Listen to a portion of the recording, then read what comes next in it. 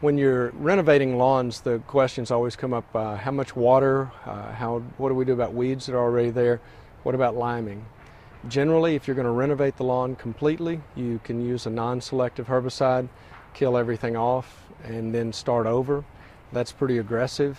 Most of the other herbicides that you can use, you have to be careful about how close to seeding before or after you use them. So being careful reading the directions and reading the label, following the directions would be good.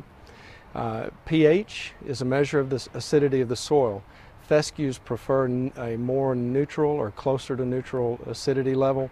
So you may want to have a soil analysis done and find out what the recommendations are based on that analysis. Generally, we'd like to see it between 6.5 and 7.0 if we could, and that will help to give the grass a less harsh or more comfortable place, less stresses from that. As far as watering after seeding goes, a good friend of mine had told me one time, water 5 minutes, quit, let it sit overnight, and then begin watering the next day and keep it damp.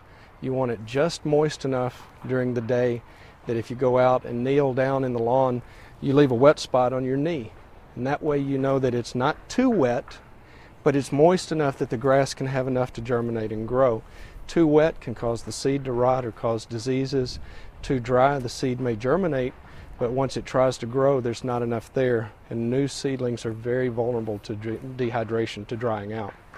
Once it has gotten up to about 2 inches tall, you can drop back to every other day or so, keep it damp, and once it hits 3 to 4 inches, mow it for the first time and begin to enjoy watching it grow.